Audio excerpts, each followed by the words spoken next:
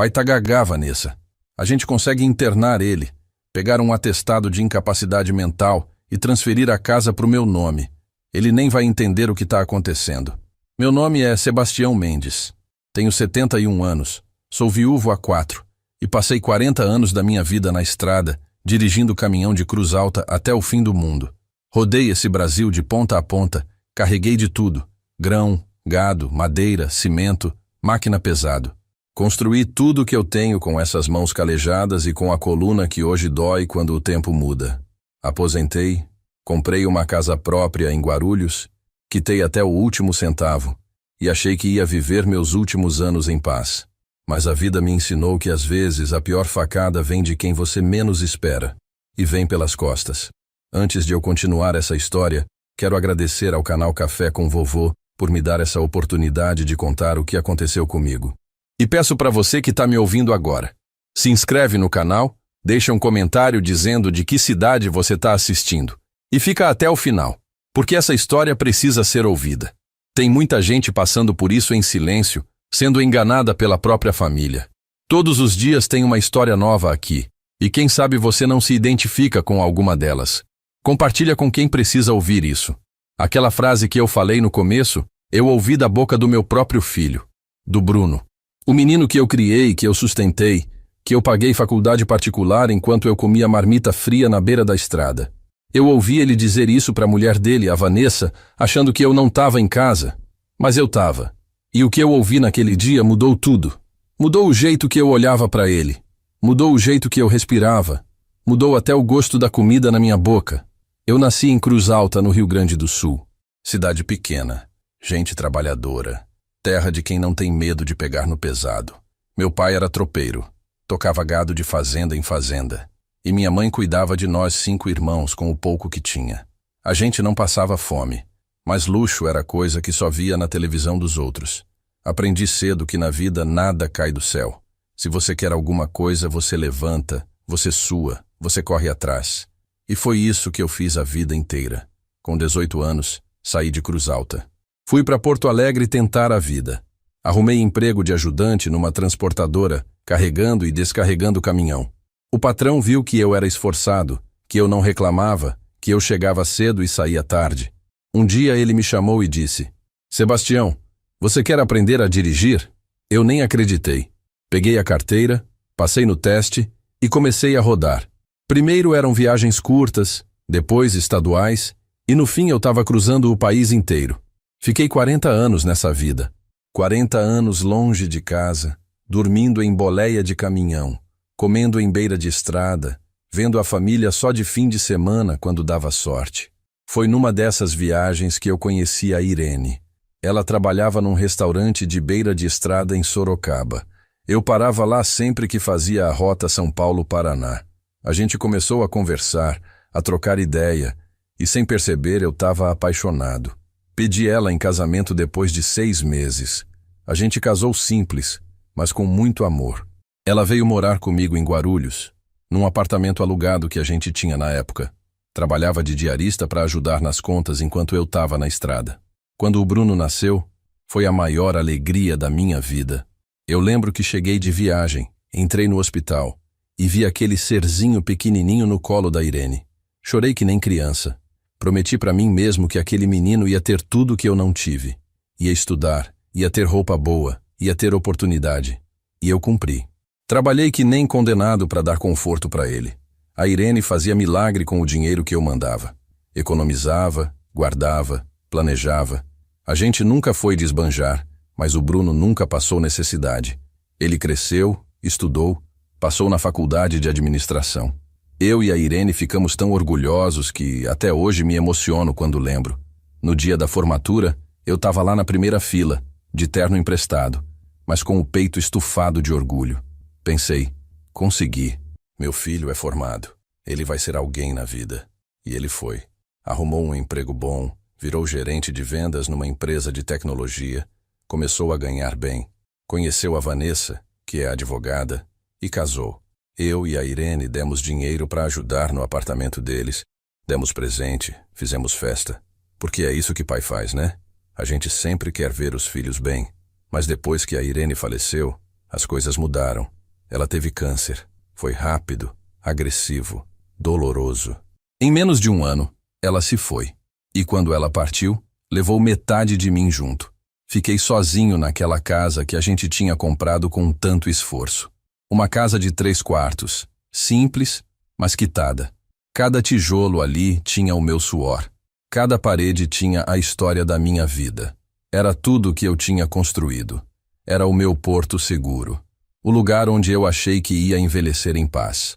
O Bruno aparecia de vez em quando. No começo, logo depois que a mãe morreu, ele vinha mais. Trazia a Vanessa, a gente almoçava junto, conversava. Mas com o tempo, as visitas foram rareando. Ele ligava menos, demorava para responder mensagem.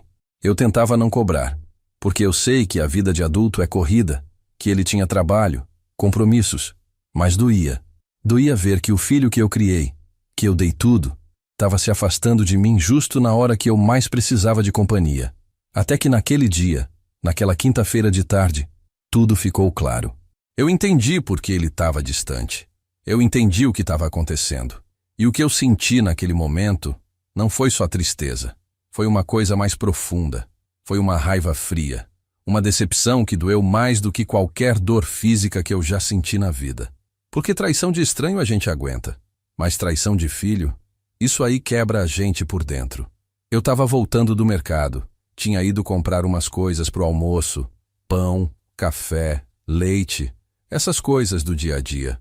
Voltei mais cedo porque estava ameaçando chover. Deixei as sacolas na cozinha e fui guardar o guarda-chuva no quartinho dos fundos. E foi aí que eu ouvi vozes na sala. A voz do Bruno e a voz da Vanessa. Baixinhas, como quem está tramando alguma coisa. Eu parei onde estava. O coração começou a acelerar. Fiquei ali, parado, sem fazer barulho, tentando entender o que estavam falando. E o que eu ouvi foi pior do que qualquer pesadelo que eu pudesse ter. Eles não sabiam que eu estava em casa. Achavam que eu tinha saído e ia demorar. Bruno tinha usado a chave que eu dei para ele. Aquela chave que era para ser usada em caso de emergência, para me ajudar se eu precisasse. Mas ele não estava ali para me ajudar. Estava ali para planejar como tirar tudo de mim. Fiquei parado no corredor, encostado na parede, tentando respirar devagar para não fazer barulho. Meu coração estava batendo tão forte que eu achei que eles iam ouvir. A voz do Bruno vinha da sala, baixa, mas clara o suficiente para eu entender cada palavra. E cada palavra era uma facada. Vanessa, a gente precisa agir logo. Ele tá sozinho. Não tem ninguém para defender ele. A casa tá no nome dele, quitada, vale uma grana boa. Se a gente conseguir internar ele, ou pelo menos provar que ele não tá mais em condições de cuidar dos próprios bens, a gente transfere tudo pro meu nome. É questão de tempo. A voz da Vanessa respondeu, fria, calculista. Aquele tom de advogada que conhece a lei e sabe onde tem brecha. Bruno, tem que ser bem feito. A gente não pode errar. Precisa de laudo médico, de testemunhas que digam que ele anda confuso, esquecido. Eu conheço um médico que pode ajudar. É caro, mas resolve. Depois a gente entra com pedido de curatela e pronto. A casa é nossa. Eu senti minhas pernas fraquejarem. Tive que me segurar na parede para não cair. Aquilo não podia ser real. Não podia ser meu filho falando daquele jeito. O Bruno que eu criei, que eu ensinei a ser honesto, a respeitar os outros, a trabalhar com dignidade. Como é que ele tinha virado aquilo? Como é que ele estava ali, na minha casa, planejando me roubar? Continuei ouvindo. Não conseguia me mexer. Era como se meu corpo tivesse congelado, mas minha mente estava a 1000 por hora. E se ele resistir? Se ele não quiser assinar nada? A voz do Bruno tinha um tom de dúvida, mas não de arrependimento. Ele estava preocupado com o plano dar errado, não com o que estava fazendo comigo. Aí a gente força, entra na justiça, alega que ele não tem mais discernimento. Com o laudo médico e umas testemunhas, a gente ganha fácil. Meu escritório já lidou com casos assim. É mais comum do que você imagina. Filho que precisa proteger o patrimônio do pai antes que ele faça besteira, doe tudo para a igreja, sei lá. O juiz vai entender. Proteger o patrimônio. Foi assim que ela chamou. Como se roubar a casa de um velho fosse um ato de bondade. Como se eu fosse um demente que não sabia o que estava fazendo. Eu que passei a vida inteira construindo, planejando, cuidando de cada centavo. Eu que criei esse menino, dei estudo, dei oportunidade. E agora ele estava ali, tratando eu como um estorvo, como um obstáculo que precisava ser removido. A Vanessa continuou falando, e cada palavra dela era veneno puro. A gente vende a casa, pega o dinheiro e resolve nossa vida. Você está endividado, Bruno. A gente está com conta atrasada, cartão de crédito estourado. Essa casa é a solução. E seu pai não vai viver para sempre. Ele já tem 71 anos. A gente só está adiantando o inevitável. Adiantando o inevitável. Eles estavam falando da minha morte como se fosse um detalhe, como se eu fosse um peso. E o pior é que eu percebi que não era só ganância, era desprezo. Eles me desprezavam. Achavam que eu não tinha mais valor, que eu não servia para nada. Que a única coisa útil que eu ainda tinha para oferecer era a minha casa. Eu fiquei ali, parado, sem saber o que fazer. Parte de mim queria entrar na sala, encarar os dois, gritar, expulsar eles dali. Mas outra parte, a parte mais fria, a parte que aprendeu a sobreviver 40 anos na estrada, me disse para ficar quieto, para ouvir tudo, para não mostrar que eu sabia. Porque se eu entrasse ali naquele momento, eles iam negar, iam inventar desculpa, iam dizer que eu entendi errado. E eu não ia ter prova nenhuma. Então eu fiquei ali, ouvindo, gravando cada palavra na minha cabeça, sentindo meu mundo desabar, mas sem fazer barulho. Porque eu aprendi uma coisa na vida. Quando você descobre que tem inimigo, você não avisa que sabe. Você observa, você planeja, e você age na hora certa.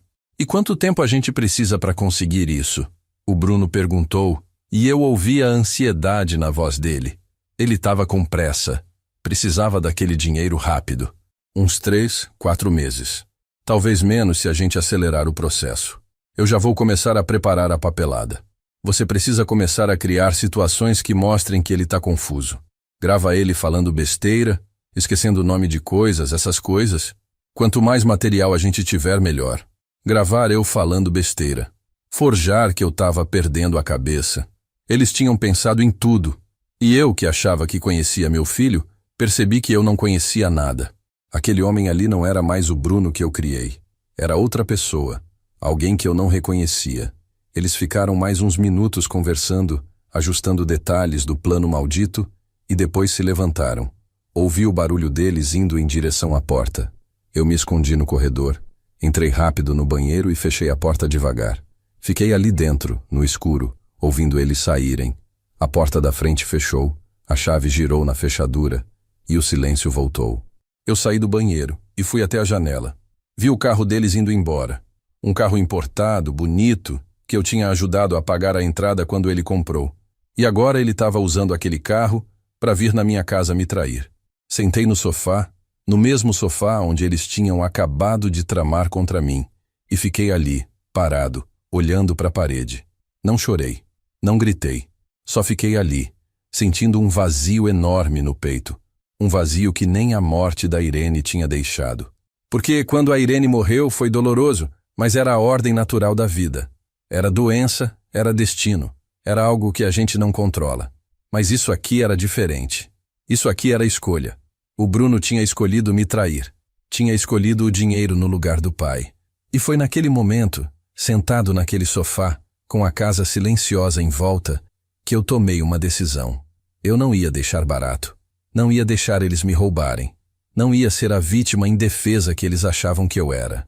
Eu tinha passado 40 anos enfrentando estrada, chuva, assalto, pneu furado, sono, cansaço. Eu tinha construído tudo do zero. E eu não ia deixar 2 covardes tirarem de mim o que era meu. Mas eu não ia fazer do jeito deles. Não ia gritar, não ia brigar, não ia sujar as mãos. Eu ia fazer do meu jeito. Do jeito de quem conhece a vida. Do jeito de quem sabe esperar o momento certo. E quando esse momento chegasse, eles iam aprender uma lição que nunca mais iam esquecer. Passei a noite inteira acordado, deitado na cama, olhando para o teto, repassando na cabeça cada palavra que eu tinha ouvido. A voz do Bruno dizendo que eu estava gagá. A voz da Vanessa planejando como me internar, como forjar um laudo, como me tirar da minha própria casa. Cada vez que eu fechava os olhos, as frases voltavam, martelando na minha cabeça. Levantei quando o dia começou a clarear. Fui para a cozinha, fiz um café, mas não consegui beber. Fiquei ali sentado na mesa, segurando a xícara, sentindo ela esfriar na minha mão. A casa estava silenciosa demais. Aquele silêncio pesado, de quem está sozinho e sabe que ninguém vai chegar. Antes, quando a Irene era viva, esse silêncio não existia. Sempre tinha o barulho dela na cozinha, a televisão ligada, a voz dela me chamando. Agora só tinha o vazio. E naquele dia, o vazio era ainda maior. Olhei em volta. Cada canto daquela casa tinha uma história. A mesa onde a gente tomava café todo dia. A cadeira onde a Irene sentava para fazer crochê. O quadro na parede com a foto do casamento do Bruno. Tudo ali eu tinha conquistado com trabalho. Nada tinha caído do céu. E agora meu próprio filho queria arrancar tudo de mim. Queria me jogar fora igual se joga um móvel velho que não serve mais. Eu precisava pensar. Precisava ser esperto. Não podia agir por impulso. Se eu chegasse no Bruno e dissesse que sabia de tudo, ele ia negar. Ia dizer que eu entendi errado, que eu estava confuso. E pior, ia acelerar o plano dele. Ia correr para conseguir aquele laudo médico antes que eu pudesse me defender. Então eu não podia deixar eles saberem que eu sabia. Tinha que agir como se nada tivesse acontecido. Como se eu fosse o velhinho bobo que eles achavam que eu era. Peguei o celular. Pensei em ligar para o Bruno. Falar alguma coisa normal. Perguntar como ele estava. Se ele queria vir almoçar no domingo. Mas não consegui. Não consegui fingir que estava tudo bem. Não naquele momento. Guardei o celular no bolso e fui para o quintal. Precisava de ar. Precisava pensar. Fiquei ali, olhando as plantas que a Irene tinha deixado. Ela adorava cuidar do jardim. Dizia que planta era igual gente. Precisava de atenção, de carinho, de cuidado. E eu lembrei de uma coisa que ela sempre falava. Tião, tem gente nesse mundo que só se aproxima de você quando quer alguma coisa. E quando consegue, te joga fora. Você precisa saber identificar essas pessoas antes que seja tarde demais. Eu achava que conhecia meu filho. Achava que ele era diferente. Mas a Irene estava certa. Ela sempre foi mais esperta que eu para essas coisas. E agora eu estava vendo com meus próprios olhos o quanto ela tinha razão. Voltei para dentro de casa e sentei no sofá. Liguei a televisão, mas não estava prestando atenção no que passava. Minha cabeça estava longe. Eu precisava de um plano. Precisava de algo que provasse o que eles estavam fazendo. Porque a palavra de um velho de 71 anos contra a palavra de um gerente de vendas e uma advogada não valia nada. Eu sabia como o mundo funcionava. Eu sabia que eles tinham mais credibilidade que eu. Então eu precisava de prova. Foi aí que eu tive uma ideia. Se eles queriam me gravar falando besteira, eu podia gravar eles falando a verdade. Peguei o celular e comecei a procurar na internet como gravar conversas sem a pessoa saber. Demorei um pouco porque eu não sou muito bom com essas tecnologias, mas consegui entender. Tinha uns aplicativos que gravavam chamada. E tinha como deixar o celular gravando áudio escondido. Não era difícil. Só precisava de atenção. Baixei um aplicativo de gravação. Testei ali mesmo, falando sozinho. E depois escutei. A qualidade estava boa. Dava para entender tudo. Guardei o celular e respirei fundo. Agora era questão de esperar a oportunidade certa. 2 dias depois, na sexta-feira, o Bruno me ligou. Quase caí para trás quando vi o nome dele na tela. Atendi, tentando manter a voz normal. Oi, pai. Tudo bem? Tudo, filho. E você? Tô bem. Eu e a Vanessa queremos passar aí amanhã para almoçar com o senhor. Tá fazendo tempo que a gente não te vê. O senhor tá livre? Eu apertei o celular na mão. Eles iam vir aqui. Claro que iam. Precisavam manter as aparências. Precisavam fingir que eram bons filhos. E provavelmente iam aproveitar para observar como eu estava, para procurar sinais de que eu estava confuso, para alimentar aquele plano maldito deles. Tô livre sim, filho. Pode vir. Vou fazer aquele frango assado que você gosta. Perfeito, pai. A gente chega por volta de 12:00. Até amanhã. Até amanhã. Desliguei o telefone e fiquei olhando para a tela. Eles iam vir. E eu ia estar pronto. Ia deixar o celular gravando durante o almoço inteiro. Se eles falassem alguma coisa, se deixassem escapar algum comentário, eu ia ter gravado. E se não falassem nada, pelo menos eu ia observar. Ia prestar atenção em cada olhar, em cada palavra, em cada gesto. Porque agora eu sabia quem eles eram. E quando você sabe quem é seu inimigo, você nunca mais baixa a guarda. Passei o resto do dia preparando tudo. Limpei a casa, arrumei a mesa, fui no açougue comprar o frango. Fiz tudo como se fosse um almoço normal, como se eu fosse o pai feliz recebendo o filho querido. Mas por dentro, eu estava em guerra, uma guerra silenciosa, uma guerra que eles nem imaginavam que tinha começado. Na noite de sexta, antes de dormir, fiquei olhando a foto da Irene na cabeceira da cama. Aquela foto que eu olhava todo dia antes de apagar a luz. E conversei com ela, igual eu fazia sempre. Irene, você não acredita no que está acontecendo. Nosso filho, aquele menino que a gente criou com tanto amor, está querendo me roubar. Está querendo tirar a nossa casa. A casa que a gente construiu junto. Eu não sei onde foi que eu errei. Não sei o que eu fiz de errado. Mas eu te prometo uma coisa. Eu não vou deixar barato. Eu vou provar para ele que o pai dele não é bobo. Que eu ainda tô vivo, e que enquanto eu tiver um pingo de força, ninguém tira de mim o que é meu. Apaguei a luz e tentei dormir, mas o sono não veio fácil. Fiquei ali, no escuro, pensando no que ia acontecer no dia seguinte, pensando em como ia ser olhar na cara do meu filho sabendo o que eu sabia, pensando em como ia ser fingir que estava tudo bem quando por dentro eu estava sangrando. E enquanto eu tentava dormir, uma certeza foi crescendo dentro de mim. Uma certeza fria, dura, inabalável. Eu ia vencer aquela batalha. Não sabia ainda como, não sabia ainda quando, mas eu ia vencer. Porque eu não tinha passado 40 anos na estrada, enfrentando chuva, sol, frio, perigo, para chegar nos 71 anos e ser derrotado pelo próprio filho. Eles tinham escolhido a guerra errada e iam aprender isso da pior forma possível. O sábado amanheceu com um céu cinza, daqueles que parecem que vão desabar a qualquer momento, mas a chuva não vem. Acordei cedo, antes das 6, com o corpo doído e a cabeça pesada. Tinha dormido mal, acordando a cada hora, sonhando com a voz do Bruno dizendo que eu estava gagá. Levantei, tomei banho, me arrumei. Coloquei uma camisa limpa, passei a mão no cabelo. Queria estar apresentável. Queria que eles vissem que eu não era o velho demente que imaginavam. Fui para a cozinha e comecei a preparar o almoço.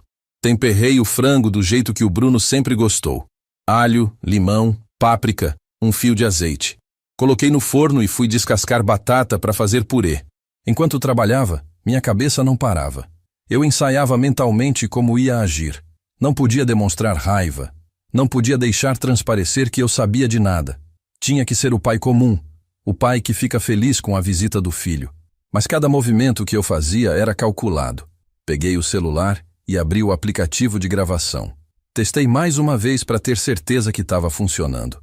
Deixei ele na mesa da sala, encostado num vaso de planta, com a tela virada para baixo. De longe parecia que eu tinha só deixado o celular ali, mas ele estava gravando tudo.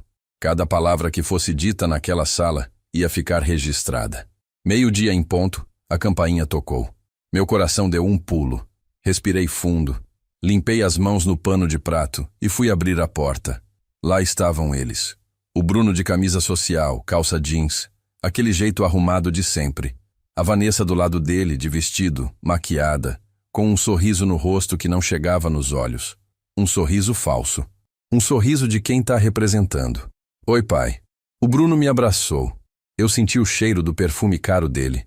O mesmo perfume que eu tinha dado de presente no aniversário dele. 2 anos atrás. Retribui o abraço, mas foi como abraçar um estranho.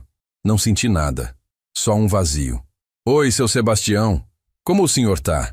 A Vanessa me deu 2 beijos no rosto, daqueles beijos de protocolo, que não significam nada. Eu sorri de volta, forçando a simpatia. Tô bem, entra, entra. Fiz aquele frango que vocês gostam. Eles entraram e foram direto para a sala. Sentaram no sofá. O mesmo sofá onde tinham tramado contra mim dias atrás.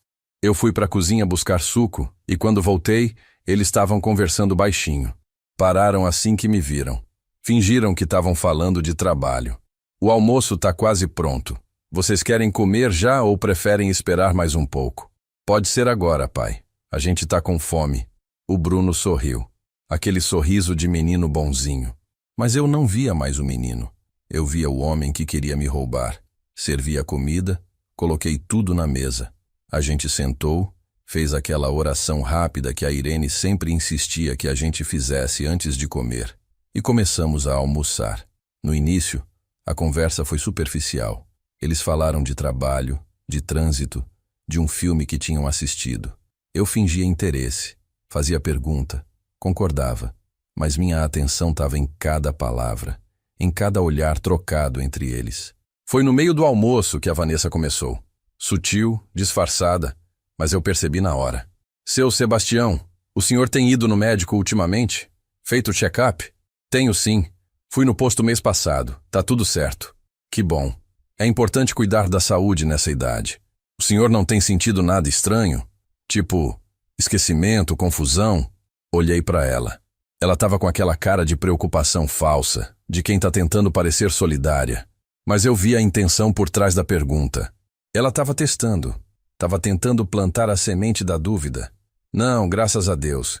Minha memória tá boa. Lembro de tudo. Ah, que ótimo. Ela sorriu, mas eu vi a decepção no olhar dela.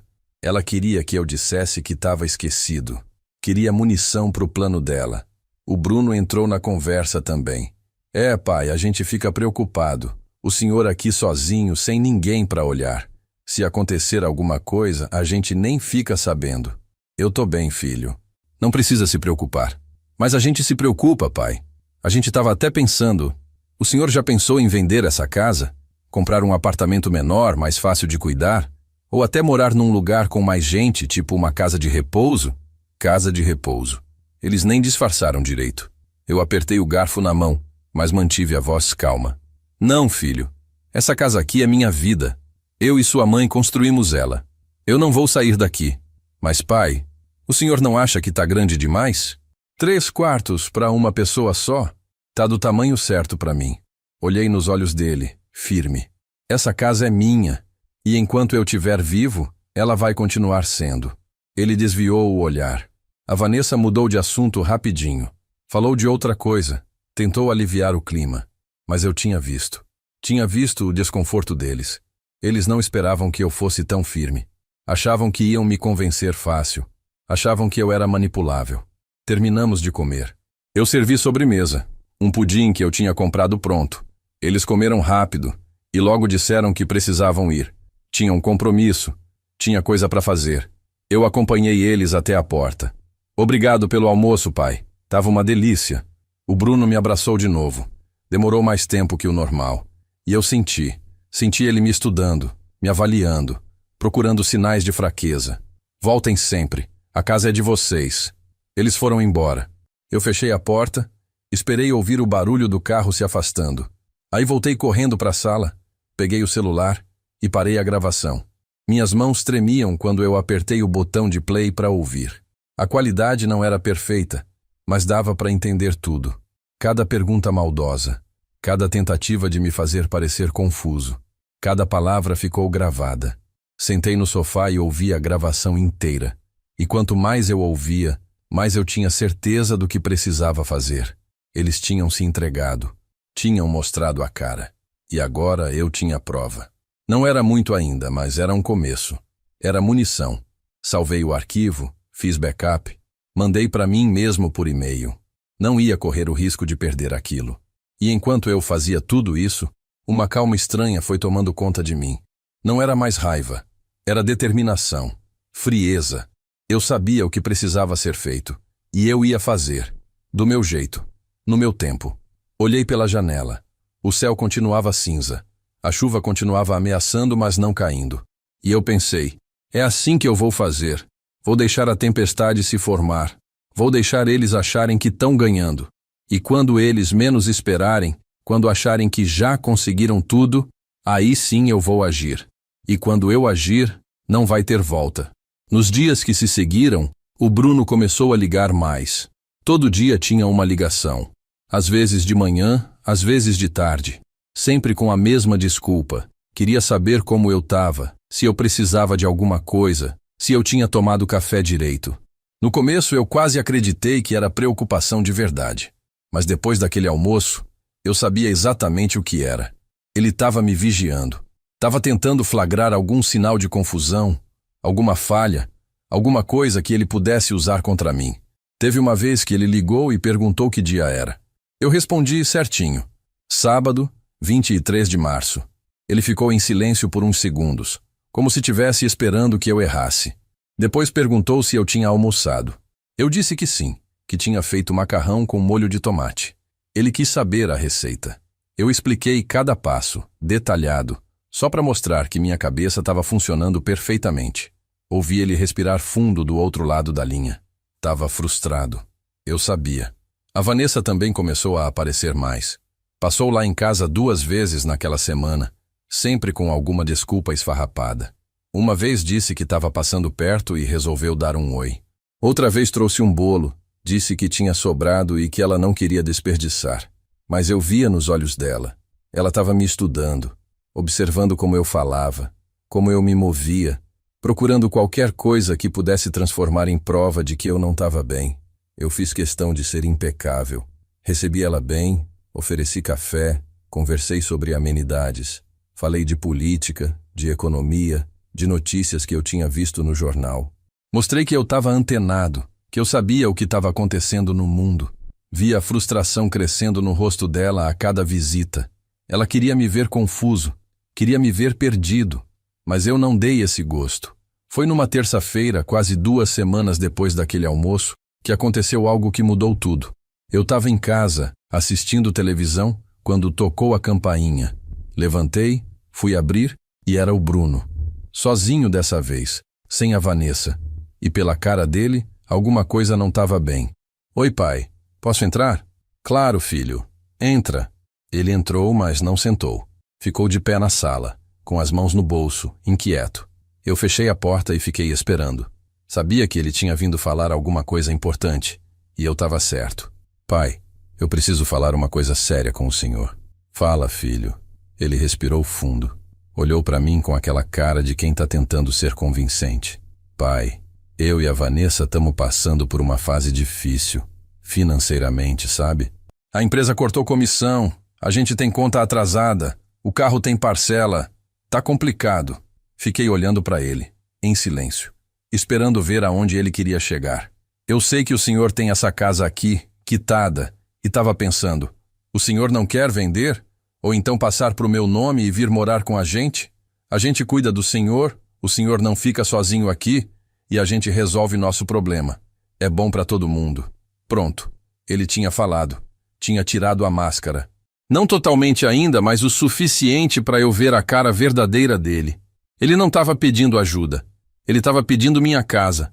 Estava tentando me convencer a entregar de mão beijada o que ele tinha planejado roubar. Eu deixei o silêncio pesar por uns segundos. Vi ele ficar desconfortável. Depois falei, com a voz mais calma que eu consegui. Bruno, essa casa aqui não está à venda. E ela não vai ser transferida para ninguém enquanto eu estiver vivo. Ela é minha. É onde eu construí minha vida com sua mãe. É onde eu pretendo morrer. Mas, pai, o senhor não entende. A gente está desesperado. Eu preciso desse dinheiro. Eu entendo, filho. Mas eu não vou abrir mão da minha casa. Se você está com problema financeiro, você precisa resolver do seu jeito. Trabalhar mais, cortar gasto, fazer o que for necessário. Mas não vem pedir a casa do seu pai. Vi a raiva passar pelo rosto dele. Rápida, mas eu vi. Ele tentou disfarçar, mas não conseguiu completamente. O senhor está sendo egoísta, pai.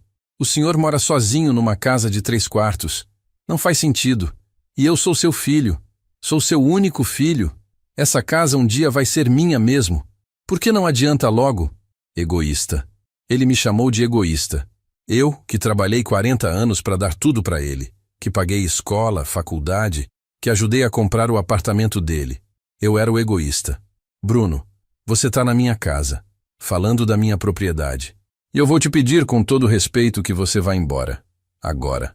Ele ficou me encarando. Por um segundo, achei que ele ia explodir, que ia gritar, ia partir para cima. Mas ele se controlou.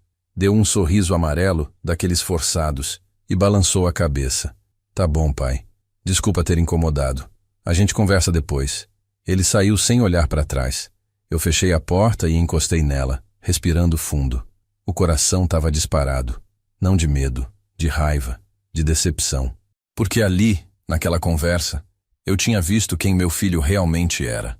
Um homem ganancioso. Um homem capaz de pressionar o próprio pai para conseguir o que queria. Fui até a cozinha, peguei um copo de água, bebi devagar. E enquanto bebia, uma certeza foi se formando na minha cabeça. Eles não iam desistir. A visita do Bruno não tinha sido um pedido, tinha sido um teste. Ele tinha vindo ver se eu cedia por bem. E como eu não cedi, eles iam partir para o plano B. Iam acelerar a história do laudo médico, da curatela, de tudo que eles tinham conversado.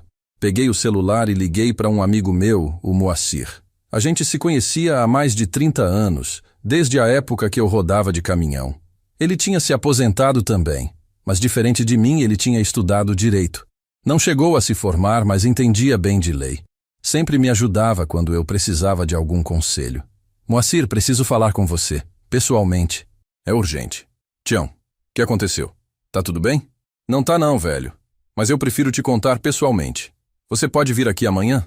Posso sim. Que horas? De manhã. 9 horas, tá bom? Tá bom. Eu vou aí. Desliguei e sentei na mesa da cozinha. Peguei um papel e uma caneta e comecei a escrever tudo o que tinha acontecido. A conversa que eu ouvi, o almoço, as visitas da Vanessa, a ligação do Bruno, a visita de hoje, cada detalhe, porque eu precisava organizar tudo na minha cabeça. Precisava ter um plano claro. Não podia errar. Não podia deixar eles ganharem. Terminei de escrever, já era quase meia-noite. Guardei as folhas numa gaveta, tranquei com chave, apaguei as luzes e fui deitar. Mas antes de dormir, olhei para a foto da Irene. Amor, eu sei que você tá me vendo de onde você tá. E eu sei que você tá triste com o que o Bruno virou. Mas eu te prometo, eu não vou deixar ele me derrotar. Vou lutar até o fim. E vou ganhar. Por mim, por você. E pela dignidade que a gente sempre teve. Fechei os olhos e pela primeira vez em semanas, dormi em paz. Porque agora eu tinha um plano. E quando um homem tem um plano, ele deixa de ser vítima. Ele vira lutador. O Moacir chegou no dia seguinte, pontualmente às 9 da manhã. Ele era um homem da minha idade, 70 e poucos anos, mas tinha uma energia que eu invejava. Sempre de bom humor, sempre com uma palavra amiga. A gente se conhecia desde os tempos de estrada, quando ele trabalhava numa transportadora e eu passava por lá. Depois que ele se aposentou, a gente manteve contato. Tomava cerveja junto de vez em quando, conversava sobre a vida, sobre o Brasil, sobre tudo. Mas naquele dia, quando ele entrou na minha casa, viu que não era dia de cerveja. Viu pela minha cara que tinha coisa séria acontecendo. Tião, o que foi? Você tá com uma cara péssima. Fechei a porta, pedi para ele sentar e contei tudo, do começo ao fim. A conversa que eu ouvi entre o Bruno e a Vanessa. O plano de me internar, de forjar laudo médico, de tomar minha casa. O almoço com as perguntas armadilhas. As visitas da Vanessa. A visita do Bruno ontem pedindo minha casa. Falei tudo, sem omitir nada. E enquanto eu falava, via a expressão do Moacir mudando. De preocupação para raiva. De raiva para indignação. Quando terminei, ele ficou em silêncio por uns minutos. Balançou a cabeça, passou a mão no rosto, respirou fundo. Tião, isso é muito sério mesmo. Eles estão tentando aplicar um golpe em você. E o pior, é um golpe legal. Se eles conseguirem esse laudo, se conseguirem convencer um juiz de que você não tem mais capacidade, eles tomam tudo. E você não vai poder fazer nada. Eu sei, Moacir. Por isso eu te chamei. Preciso saber como me proteger. Preciso saber o que fazer. Ele pensou por uns segundos. Depois falou, escolhendo bem as palavras. Primeira coisa, você precisa de um advogado. Um bom. Alguém que entenda de direito de família e que possa te orientar direitinho. Segunda coisa, você precisa provar que está lúcido, que está em plena capacidade mental. Vai no médico, faz exame, pega laudo dizendo que você está bem. Terceira coisa, você tem aquela gravação que você me falou? Tenho. Gravei o almoço inteiro. Ótimo. Guarda isso muito bem. Faz cópia, bota na nuvem, manda para alguém de confiança. Essa gravação pode salvar você. E quarta coisa, Tião, você precisa pensar no que você quer fazer. Você quer só se defender? Ou você quer revidar? Olhei para ele. Revidar. A palavra ecoou na minha cabeça. Eu tinha pensado nisso. Tinha pensado em não apenas me defender, mas em dar uma lição neles. Uma lição que eles nunca fossem esquecer. Eu quero os dois, Moacir. Quero me defender e quero que eles paguem pelo que estão fazendo comigo. Ele sorriu. Não era um sorriso de alegria. Era um sorriso de quem sabia exatamente o que fazer. Então você vai precisar ser esperto, muito esperto, porque se você mostrar as cartas agora, eles vão recuar, vão mudar de estratégia. Você precisa deixar eles acharem que estão ganhando, deixar eles avançarem com o plano. E quando eles estiverem totalmente expostos, aí você age. Como assim? Tião, escuta o que eu vou te dizer. Você conhece a expressão dar corda para se enforcar? É isso que você vai fazer com eles. Vai fingir que está fragilizado. Vai deixar eles acharem que o plano está funcionando. E enquanto isso, você documenta tudo, grava tudo, junta a prova. E quando chegar a hora certa, você entrega tudo para a polícia, para um advogado, e vira o jogo. Fiquei pensando. Fazia sentido. Se eu mostrasse agora que sabia de tudo, eles iam negar, iam inventar desculpa, iam se proteger. Mas se eu deixasse eles continuarem, se eu fingisse ser a vítima fácil que eles achavam que eu era, eles iam se entregar sozinhos. Iam deixar rastro, iam cometer erros. Mas como eu finjo que tô fragilizado? Eles já viram que eu tô bem? Você começa devagar, erra uma data aqui, esquece um nome ali. Nada muito óbvio, mas o suficiente para plantar dúvida. E deixa eles virem com o médico deles. Deixa eles tentarem aplicar o golpe. Mas você por fora prepara sua defesa. Vai num médico de verdade, faz exame sério, pega laudo atestando sua capacidade. E quando eles te levarem no médico deles, você grava tudo. Você prova que foi forjado. Aí você tem eles na mão. Era arriscado, muito arriscado, mas era genial. Porque se desse certo, eu não só me defendia como provava a má-fé deles. Provava que eles tinham tramado tudo, e aí eles não iam só perder a casa, iam perder a reputação. Iam responder criminalmente. Moacir, você acha que isso pode dar certo? Pode, mas você precisa ser muito cuidadoso, não pode errar, e precisa ter estômago para aguentar, porque vai ser difícil, Tião. Você vai ter que olhar na cara do seu filho sabendo que ele está te traindo. Vai ter que fingir que não sabe de nada. É doloroso, muito doloroso. Eu sabia que era, mas eu também sabia que não tinha outro jeito. Se eu não fizesse nada, eles iam me tomar tudo. Iam me jogar num asilo e ficar com minha casa. E eu não ia deixar isso acontecer. Não depois de tudo que eu tinha construído. Eu aguento, Moacir. Eu passei 40 anos na estrada, enfrentando de tudo. Eu aguento mais isso. Ele colocou a mão no meu ombro. Então vamos fazer o seguinte. Eu vou te indicar um advogado, um amigo meu, sério, competente. Você marca uma consulta com ele, conta tudo, e ele vai te orientar nos próximos passos. Enquanto isso, você vai num médico, faz os exames, pega os laudos, e continua agindo normal com o Bruno e a Vanessa. Deixa eles acharem que o plano está andando. E quando eu devo agir? Quando eles tentarem te levar no médico deles? Ou quando tentarem te fazer assinar alguma coisa? Aí você vira o jogo. Mas até lá você aguenta firme. Aguentar firme. Era isso que eu ia ter que fazer. Aguentar a dor de ver meu filho me traindo. Aguentar a raiva de ouvir mentiras. Aguentar a humilhação de fingir ser fraco quando eu era forte. Mas eu ia fazer. Porque no final, a justiça ia ser feita. E quem tramou contra mim ia pagar. O Moacir ficou mais um pouco. Me passou o contato do advogado, me deu mais alguns conselhos, me abraçou antes de ir embora. E quando ele saiu, fiquei sozinho na sala, olhando para a parede, sentindo o peso de tudo que eu ia ter que enfrentar. Peguei o telefone. Liguei para o consultório do médico e marquei uma consulta para a semana seguinte. Ia fazer exame completo. Neurológico, psicológico, tudo. Ia ter laudo provando que eu estava bem, que eu não tinha nada de gagá, que minha cabeça funcionava perfeitamente. Depois liguei para o advogado que o Moacir tinha indicado. Marquei para ir lá na sexta-feira. Ia contar tudo para ele também. Ia montar minha estratégia de defesa e de ataque, porque agora não era mais só sobre me proteger. Era sobre fazer justiça.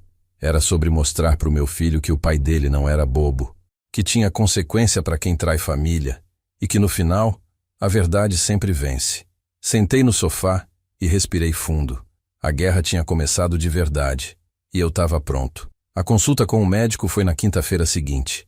Cheguei cedo, antes do horário marcado, porque eu queria ter certeza de que tudo ia ser feito direito. O Dr. Henrique era um neurologista que atendia no hospital da região, um homem de uns 50 anos, sério, competente. Expliquei para ele a situação. Não contei tudo, mas disse que eu precisava de um laudo completo, atestando minha capacidade mental, porque estava havendo questionamentos na família sobre minha lucidez. Ele entendeu na hora. Disse que infelizmente era mais comum do que eu imaginava. Famílias que tentavam declarar os idosos incapazes para tomar bens, para controlar dinheiro, para internar em asilos contra a vontade. Ele fez uma série de testes comigo. Teste de memória, de raciocínio lógico, de orientação temporal e espacial. Perguntou datas, nomes, fez eu repetir sequências de números, desenhar formas geométricas. Levou quase 2 horas. No final, ele me olhou com um sorriso. Seu Sebastião, o senhor está perfeitamente lúcido. Sua memória está excelente para a idade, seu raciocínio está preservado. Não tem nenhum sinal de demência ou declínio cognitivo. Vou fazer o laudo completo e entregar para o senhor semana que vem. E se precisar de mim como testemunha em algum processo, pode contar comigo. Agradeci, paguei a consulta e saí de lá com o coração mais leve. Agora eu tinha prova médica. Tinha um documento oficial dizendo que eu não era gagá, que eu não estava confuso, que eu estava em plena capacidade. Se o Bruno e a Vanessa tentassem me declarar incapaz, eu tinha como me defender. Na sexta-feira, fui no escritório do advogado. O Dr. Marcelo era amigo do Moacir, um homem de uns 60 anos, calvo, de óculos, com aquele jeito sério de quem conhece a lei como a palma da mão. Contei tudo para ele. Mostrei as anotações que eu tinha feito, a gravação do almoço, contei sobre a visita do Bruno pedindo minha casa. Ele ouviu tudo em silêncio, fazendo anotações num bloco. Quando terminei, ele tirou os óculos, limpou as lentes e falou com uma calma que me deu confiança. Seu Sebastião, o que eles estão tentando fazer com o senhor se chama estelionato e falsidade ideológica. Se eles conseguirem forjar um laudo médico dizendo que o senhor não tem capacidade mental, isso é crime. Se eles tentarem te fazer assinar documentos te declarando incapaz, isso é crime. E se eles conseguirem transferir a casa para o nome deles usando esses meios, isso é crime também. O senhor tem base para uma ação criminal contra eles. Mas como eu provo isso? Com as gravações que o senhor tem, com o laudo médico verdadeiro que o senhor está fazendo, e deixando eles avançarem com o plano. Quanto mais eles fizerem, mais prova o senhor tem contra eles. O ideal seria o senhor gravar o momento em que eles te levarem no médico deles, ou o momento em que tentarem te convencer a assinar alguma coisa. Isso seria ouro puro numa ação judicial. E se der errado? E se eles conseguirem me internar antes? Por isso o senhor precisa se proteger agora. Vou preparar uma procuração onde o senhor me nomeia como seu advogado e procurador. Se acontecer alguma coisa, eu tenho autorização para agir em seu nome. E vou registrar em cartório uma declaração de capacidade, junto com seu laudo médico. Isso dificulta muito qualquer tentativa deles de te declarar incapaz sem um processo judicial completo. Ele explicou cada passo do que ia fazer. Ia preparar documentos me protegendo legalmente. Ia deixar tudo registrado em cartório. Ia criar uma blindagem jurídica ao meu redor. E enquanto isso, eu ia continuar fingindo normalidade com o Bruno e a Vanessa, deixando eles acharem que o plano estava caminhando. Mas, doutor, eu tenho uma pergunta. Quando tudo isso estourar, quando eu provar o que eles fizeram, o que acontece com eles? Ele me olhou sério. Eles podem responder criminalmente. Podem pegar de 1 a 5 anos de prisão por estelionato. Podem perder o direito de herdar seus bens e vão ter a reputação destruída, principalmente a sua nora, que é a advogada. Ela pode perder a licença da OAB. É uma queda muito grande.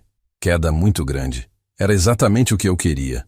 Não porque eu fosse vingativo, mas porque eles tinham escolhido me trair. Tinham escolhido planejar me roubar, me humilhar, me tirar de casa. E ação tem consequência.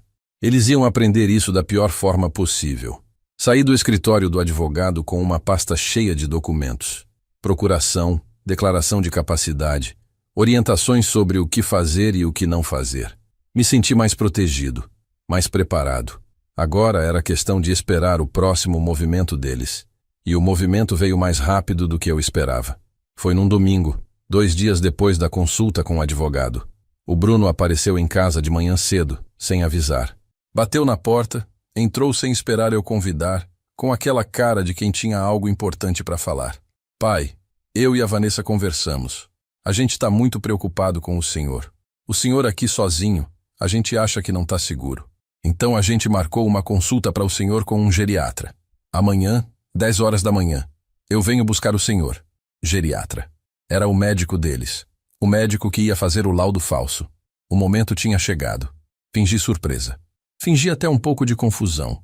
Mas filho, eu não preciso de médico, eu tô bem. Pai, é só uma consulta de rotina. Pra gente ter certeza que tá tudo certo com o senhor. Não custa nada. E é de graça, a Vanessa que organizou. Claro que era de graça. Porque era armação. Mas eu não podia recusar. Se eu recusasse, eles iam desconfiar. Iam saber que eu estava sabendo de alguma coisa. Então eu fiz o que o advogado tinha me orientado. Aceitei. Tá bom, filho. Se você acha que é importante, eu vou. Vi o sorriso dele. Um sorriso de vitória. Ele achava que tinha me convencido. Achava que tinha me enganado. Não sabia que eu estava 10 passos à frente dele. Ótimo, pai. Amanhã eu tô aqui às 9h30. A gente vai junto. Ele saiu. Eu fechei a porta e encostei nela, respirando fundo. O momento decisivo estava chegando. Amanhã eles iam me levar no médico deles. Iam tentar me fazer parecer confuso. Iam tentar conseguir o laudo que precisavam. Mas eu ia estar preparado. Ia gravar tudo. Ia ter prova de tudo. E depois disso, o jogo ia virar. Peguei o telefone e liguei para o Dr. Marcelo. Contei o que tinha acontecido. Ele me orientou exatamente sobre o que fazer. Levar o celular no bolso gravando. Responder as perguntas do médico com clareza. Não fingir confusão. Não cair na armadilha deles. Ser eu mesmo. E se o médico tentasse induzir respostas erradas, deixar claro que eu não concordava. E depois da consulta, seu Sebastião, o senhor me liga imediatamente. A gente vai precisar agir rápido. Desliguei o telefone. Sentei na mesa da cozinha. Olhei ao redor da casa. Cada cômodo tinha uma história. Cada parede tinha uma memória. Eu não ia deixar ninguém tirar isso de mim. Não ia deixar meu próprio filho me roubar o que era meu. Levantei, fui até o quarto, peguei a foto da Irene, segurei ela nas mãos, olhei para aquele rosto que eu amei por tantos anos. Amor, amanhã é o dia. Amanhã eles vão tentar me derrubar, mas eu vou estar pronto. E quando isso tudo acabar, você vai ver. Justiça vai ser feita. Beijei a foto, coloquei de volta na cabeceira. E naquela noite, estranhamente, eu dormi tranquilo. Porque eu sabia que estava fazendo a coisa certa. Sabia que não estava sozinho. E sabia que no final, a verdade sempre vence. Acordei antes do despertador tocar. 5h30 da manhã, o céu ainda escuro lá fora. Não tinha conseguido dormir tão tranquilo quanto eu imaginei. Passei a noite acordando de hora em hora, pensando no que ia acontecer. Levantei, tomei banho, me arrumei com cuidado. Coloquei uma roupa simples, mas limpa. Queria parecer digno. Queria que eles vissem que eu não era o velho desleixado que imaginavam. Tomei café devagar, pão com manteiga, café preto, do jeito que eu sempre gostei. Sentei na mesa e tentei acalmar o coração que batia acelerado.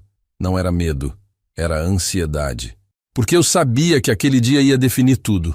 Ou eu conseguia provar o golpe deles, ou eles conseguiam me empurrar para a armadilha. Peguei o celular e testei o gravador mais uma vez. Gravei uns segundos falando sozinho, escutei para ter certeza que estava funcionando direito. Estava perfeito. Coloquei o celular no bolso da calça com a parte de cima virada para cima para captar melhor o som.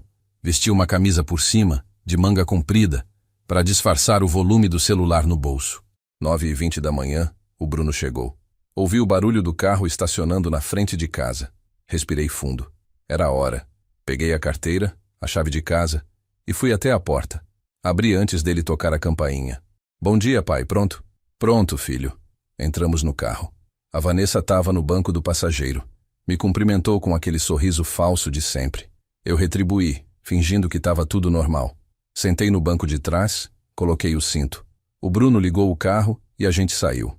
Durante o caminho, eles conversaram entre si sobre coisas banais. Trânsito, tempo, trabalho. Eu fiquei quieto, só observando. De vez em quando a Vanessa se virava e perguntava alguma coisa para mim. Tá confortável aí atrás, seu Sebastião? Tá frio? Quer que aumente o som? Eu respondia que estava tudo bem. e ficava atento a cada palavra, a cada olhar trocado entre eles. Chegamos num consultório numa região nobre da cidade.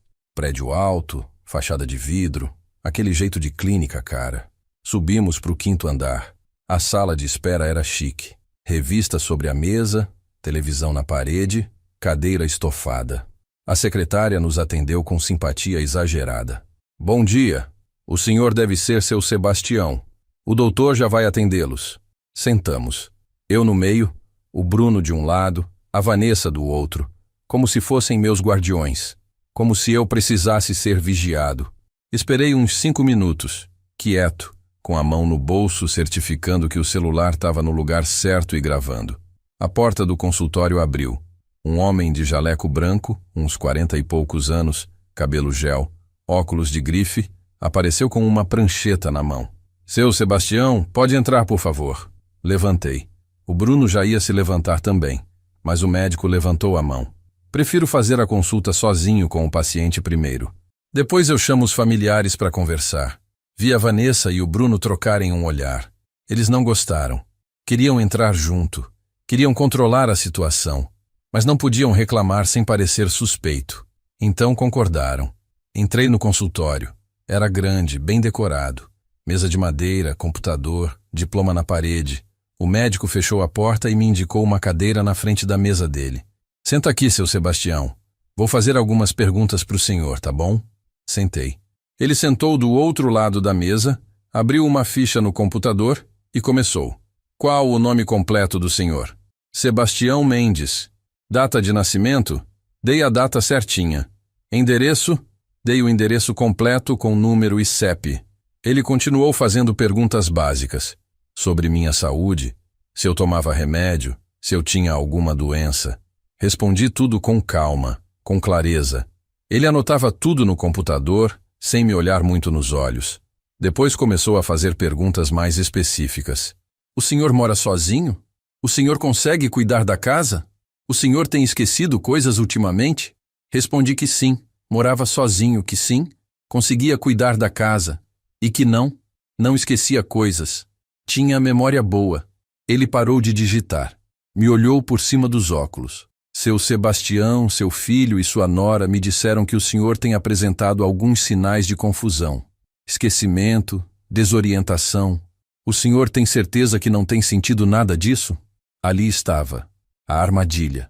Ele estava tentando me induzir a concordar, tentando plantar na minha cabeça que eu estava confuso. Olhei firme para ele. Tenho certeza, doutor. Eu não tenho nada disso. Minha cabeça tá boa. Eu sei quem eu sou, sei onde eu moro, sei que dia é hoje.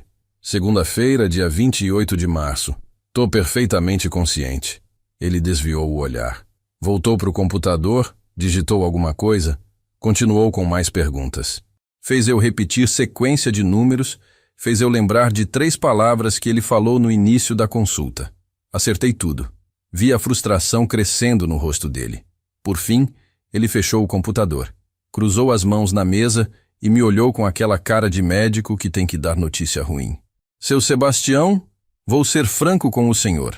Pela idade que o senhor tem e pelos relatos da família, eu recomendo que o senhor passe por uma avaliação mais detalhada. Talvez até considere ter alguém que ajude o senhor a cuidar dos seus bens, para evitar que o senhor faça alguma besteira sem querer. Fazer alguma besteira. Tradução. Eles queriam me declarar incapaz, queriam tomar minha casa, e aquele médico estava lá para validar o golpe deles. Doutor, com todo respeito, eu não preciso disso. Eu cuido dos meus bens muito bem, sempre cuidei, e vou continuar cuidando, até o último dia da minha vida. Ele suspirou, não insistiu mais. Levantou e abriu a porta do consultório. Pode chamar a família, por favor. O Bruno e a Vanessa entraram rapidinho, ansiosos. Sentaram nas cadeiras ao lado da minha. O médico voltou para trás da mesa e começou a falar, escolhendo bem as palavras. Então, eu fiz uma avaliação com seu Sebastião. Ele está lúcido, orientado, respondeu tudo corretamente. Não identifiquei sinais evidentes de demência ou declínio cognitivo significativo. Vi a cara da Vanessa mudar. Ela não esperava isso. Ela trocou um olhar com o Bruno, que também parecia surpreso. Mas ela não desistiu. Doutor, mas o senhor não acha que pela idade dele, Seria prudente ter alguém que ajude nas decisões? Principalmente questões financeiras, patrimoniais? O médico hesitou. Olhou para mim, depois para ela. Olha, eu posso sugerir isso no relatório, mas baseado na consulta de hoje, não tenho base médica para atestar incapacidade. Ele está bem. Mas, doutor, a Vanessa ia continuar insistindo, mas o Bruno tocou no braço dela, como quem diz, não agora, depois a gente resolve. Saímos do consultório. Descemos para o térreo em silêncio. O clima dentro do elevador era pesado. Eu via eles trocando olhares, incomodados. O plano tinha dado errado. O médico não tinha feito o laudo que eles queriam. E agora eles iam ter que pensar em outra estratégia. Entramos no carro. No caminho de volta para casa, a Vanessa tentou puxar conversa. Tentou manter a normalidade, mas a voz dela estava tensa. Ela estava nervosa, estava brava. E eu, no banco de trás, com a mão no bolso certificando que o celular tinha gravado tudo, fiquei quieto, sabendo que tinha acabado de ganhar a melhor prova que eu poderia ter. Quando chegamos na minha casa, desci do carro, agradeci pela carona. O Bruno disse que ligava depois. Entrei, fechei a porta e só então parei para respirar. Tirei o celular do bolso, parei a gravação. 2 horas e 15 minutos de áudio. Tudo gravado. A consulta inteira. As tentativas do médico de me induzir. A insistência da Vanessa. Tudo. Sentei no sofá e sorri. Sorri pela primeira vez em semanas. Porque agora eu tinha tudo o que precisava. Agora era só questão de dar o próximo passo. Peguei o telefone e liguei para o Dr. Marcelo. Doutor, deu tudo certo. Tenho tudo gravado. Agora me diz, o que eu faço? O Dr. Marcelo me pediu para ir no escritório dele naquela mesma tarde. Levei o celular, levei todas as gravações, levei as anotações que eu tinha feito. Ele ouviu tudo com atenção, balançando a cabeça, fazendo anotações. Quando terminou, tirou os óculos e olhou para mim com um sorriso satisfeito. Seu Sebastião, isso aqui é ouro. A gente tem prova de tentativa de estelionato, de coação, de tudo. Com esse material, a gente não só te protege, como pode processar eles criminalmente. Agora a decisão é sua. O que o senhor quer fazer? Fiquei em silêncio por uns segundos, pensando. Aquela era a pergunta que eu tinha me feito dezenas de vezes nas últimas semanas. O que eu queria fazer? Queria só me proteger? Queria expor eles? Queria vingança? Justiça? Ou queria dar uma última chance para o meu filho? Olhei para a janela do escritório. Via os carros passando lá embaixo. As pessoas andando na calçada, cada uma com seus problemas, com suas vidas. E pensei na minha vida, nos 40 anos que eu passei na estrada, nos sacrifícios que eu fiz pelo Bruno, na Irene, que tinha dado a vida inteira pela família. E pensei em como tudo isso tinha virado pó na cabeça do meu filho, como ele tinha me trocado por dinheiro. Virei para o Dr. Marcelo e falei, com a voz firme, eu quero justiça, quero que eles paguem pelo que fizeram. Mas não quero fazer isso de qualquer jeito. Quero fazer certo. Quero que eles entendam a gravidade do que tentaram fazer comigo. Ele concordou com a cabeça. Então vamos fazer o seguinte. Vou protocolar uma representação criminal contra eles. Com essas provas, o Ministério Público vai ter base para abrir investigação. Eles vão ser chamados para depor. Vão ter que se explicar. E dependendo do desenrolar, podem responder processo criminal. E quanto tempo isso leva? Pode levar meses, até anos. A justiça é lenta, mas com as provas que a gente tem, é difícil eles escaparem ilesos. E a minha casa? Eles ainda podem tentar alguma coisa? Não. Com os documentos que a gente registrou, com o laudo médico verdadeiro que o senhor tem, eles não conseguem mais te declarar incapaz. A casa está protegida. E quando eles souberem que tem processo criminal correndo, vão pensar 2 vezes antes de tentar qualquer coisa. Senti um alívio enorme. A casa estava protegida. Eu estava protegido. Agora era só questão de deixar a justiça seguir o curso dela. Doutor, tem mais uma coisa. Eu quero falar com o Bruno, pessoalmente. Quero que ele saiba que eu sei de tudo. Quero olhar na cara dele e dizer o que eu penso. O advogado fez uma cara de preocupação. Seu Sebastião, eu não recomendo isso. Pode ser perigoso. Ele pode reagir mal. Pode tentar alguma coisa. Eu sei, mas eu preciso fazer isso. Não por ele, por mim. Preciso fechar esse ciclo. Preciso dizer na cara dele que ele me decepcionou. Que ele destruiu tudo que a gente construiu. e que ele vai ter que arcar com as consequências. O doutor pensou por uns segundos. Depois concordou. Tudo bem, mas faz numa hora que tenha gente por perto. E se for possível, grava essa conversa também. Qualquer coisa que ele falar pode ser útil. Saí do escritório com uma sensação estranha. Alívio por estar protegido, mas dor por saber que ia ter que encarar meu filho, que ia ter que dizer na cara dele que nossa relação tinha acabado, que ele tinha me perdido. Não por morte, mas por escolha dele. E isso doía mais do que qualquer facada. Cheguei em casa, já era fim de tarde. Sentei no sofá e peguei o celular. Olhei para o nome do Bruno na lista de contatos.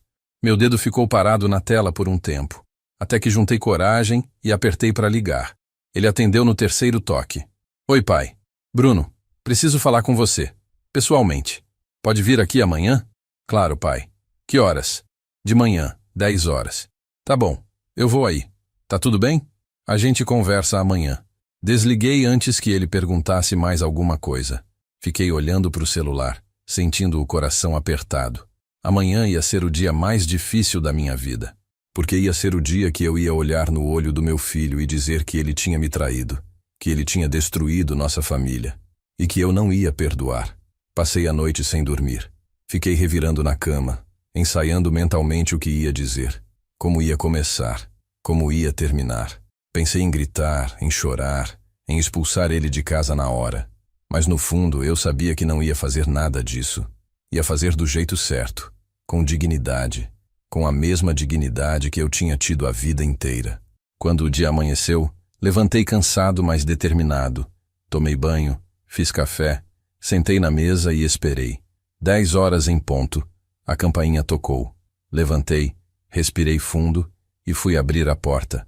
O Bruno estava sozinho, sem a Vanessa dessa vez. Entrou com aquela cara de quem não sabia o que esperar. Oi, pai. O senhor tá bem? Parecia preocupado ontem no telefone. Fechei a porta. Não ofereci café. Não pedi para ele sentar. Fiquei de pé, de frente para ele e falei. Bruno, eu sei de tudo. Ele piscou, confuso. Sabe de quê, pai? Eu sei do plano de vocês, de você e da Vanessa. Eu ouvi quando vocês estavam aqui naquela quinta-feira, planejando me internar, forjar laudo médico, tomar minha casa. Ouvi cada palavra. Vi a cor sumir do rosto dele. Vi os olhos arregalarem. Ele tentou falar, tentou negar, mas eu levantei a mão. Não mente pra mim. Não tenta negar. Eu tenho tudo gravado. A conversa de vocês aqui em casa. O almoço que vocês vieram. A consulta com aquele médico que vocês tentaram subornar. Tenho tudo. E já entreguei tudo pro meu advogado. Ele ficou pálido. Passou a mão no rosto, deu um passo para trás. A voz dele saiu trêmula. Pai, eu posso explicar. Explicar o quê, Bruno? Que você planejou me roubar? Que você ia me internar num asilo e tomar minha casa? Que você ia me declarar louco para ficar com meu dinheiro? Explica para mim, filho. Explica como é que o menino que eu criei, que eu sustentei, que eu dei tudo, virou isso. Ele baixou a cabeça. Não conseguia me olhar nos olhos. A gente tá desesperado, pai. Tá cheio de dívida. O banco tá cobrando. A gente não tem mais saída. E a saída que vocês acharam foi me roubar? Não era roubo. Era só para adiantar o que já ia ser meu um dia. A casa é grande demais pro senhor. O senhor tá sozinho, não faz sentido. Senti a raiva subir. A voz saiu mais alta do que eu queria. Não faz sentido? Essa casa é a minha vida, Bruno. Cada tijolo aqui eu coloquei com o suor do meu trabalho. Eu passei 40 anos na estrada, longe da minha família, para construir isso aqui. E você acha que não faz sentido? Você acha que pode simplesmente tirar de mim porque você tem dívida? Ele ficou quieto, sem resposta. Porque não tinha resposta. Não tinha justificativa. Respirei fundo. Tentei acalmar a voz. Bruno, eu não sei onde foi que eu errei na sua criação. Não sei o que eu fiz de errado para você virar isso que você virou. Mas eu sei uma coisa. Você não é mais meu filho. O meu filho morreu. O que sobrou é um estranho que eu não reconheço. Vi uma lágrima descer no rosto dele. Mas não senti pena. Não senti nada.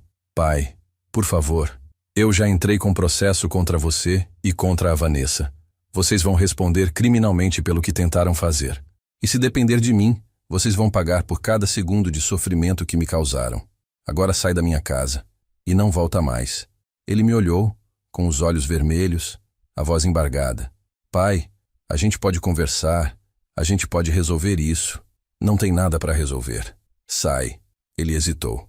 Deu mais um passo na minha direção, mas eu não me movi.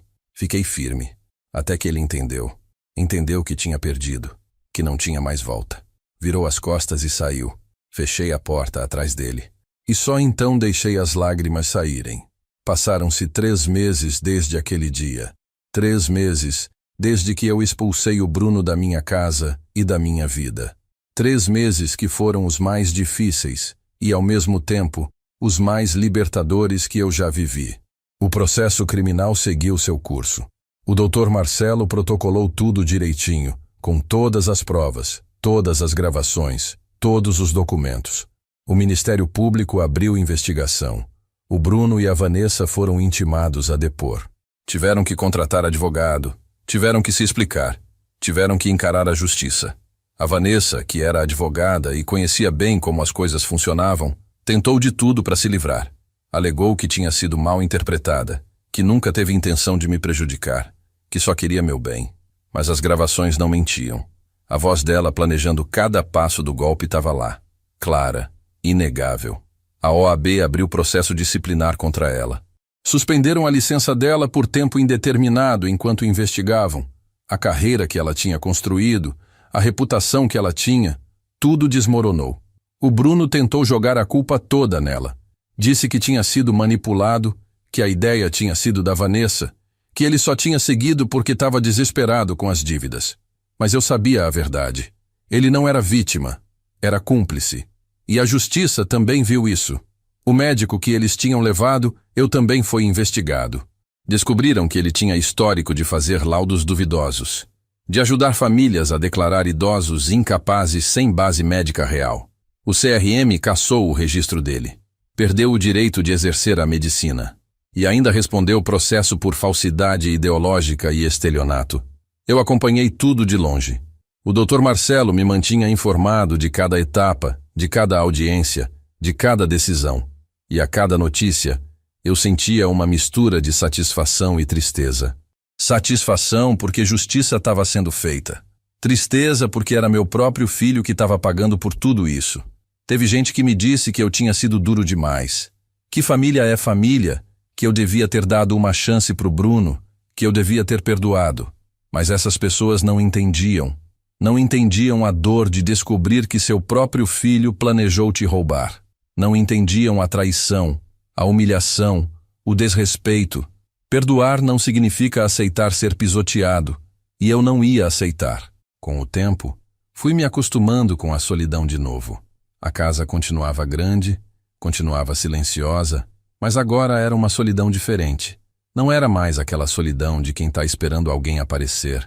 Era a solidão de quem escolheu ficar sozinho, porque é melhor assim do que estar cercado de gente falsa.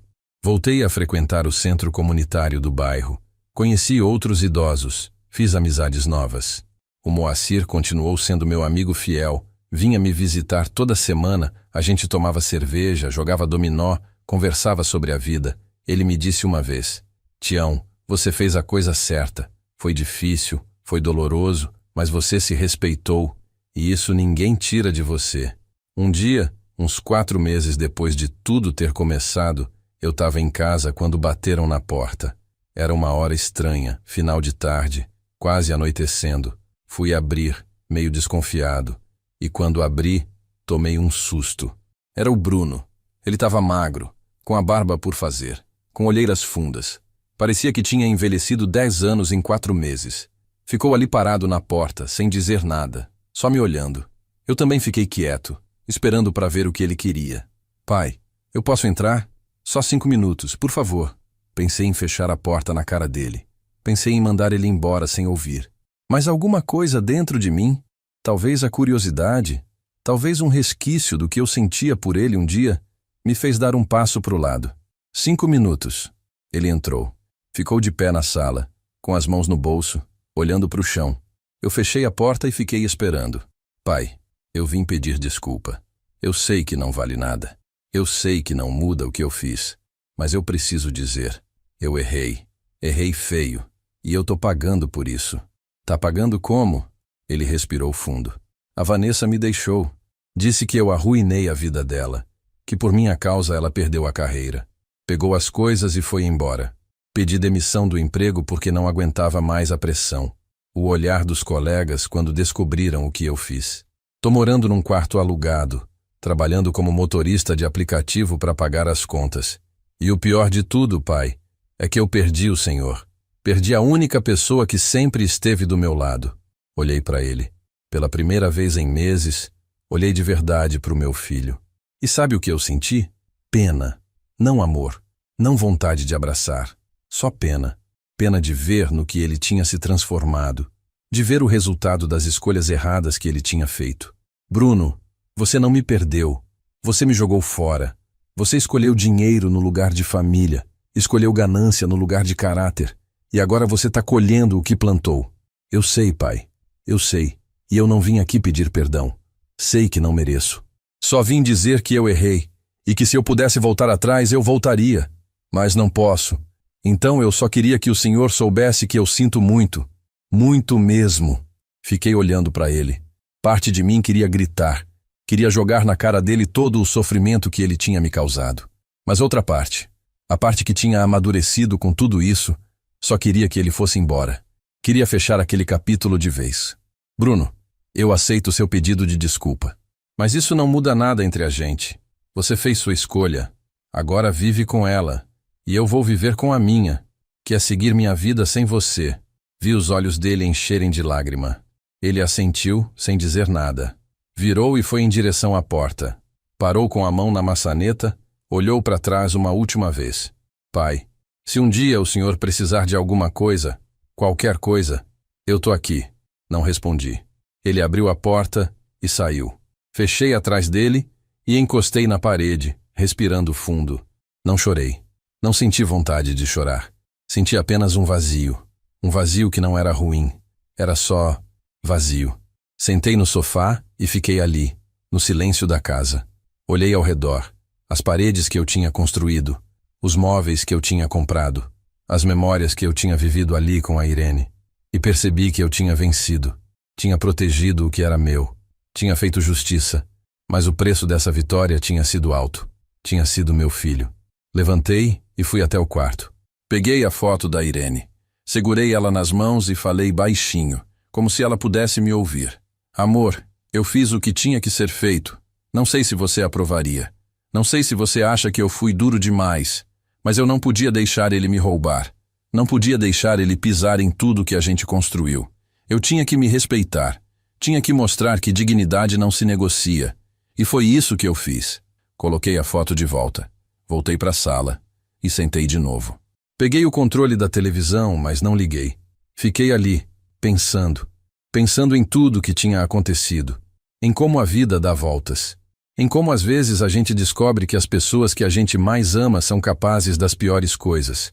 Mas também pensei em como eu tinha sido forte. Como eu não tinha deixado me vencerem. Como eu tinha lutado e vencido. E isso, no final das contas, era o que importava. A casa continuava sendo minha. A dignidade continuava sendo minha. E a vida, apesar de tudo, continuava valendo a pena. Se você que está me ouvindo já passou por algo parecido, ou conhece alguém que passou, deixa um comentário aí. Conta pra gente de onde você está assistindo, da sua cidade. Porque histórias como essa, infelizmente, são mais comuns do que a gente imagina. E às vezes, saber que a gente não está sozinho nessa luta já ajuda. Compartilha esse vídeo com quem precisa ouvir. Com quem está passando por traição de família. Com quem está sofrendo em silêncio. Porque a gente precisa falar sobre isso. A gente precisa mostrar que dá para se levantar. Que dá para vencer. Que justiça ainda existe. E para você que chegou até aqui, que ouviu minha história inteira, eu quero deixar uma mensagem. Não deixe ninguém tirar de você o que é seu. Não por ganância, não por conveniência, não por nada. Lute pelo que é seu. Se respeite. Porque no final da vida, a única coisa que a gente leva é a dignidade. E essa ninguém pode tirar da gente. Obrigado por me ouvir. E lembra, todo dia tem uma história nova aqui no Café com Vovô. Se inscreve, ativa o sino e volta sempre. A gente se vê na próxima.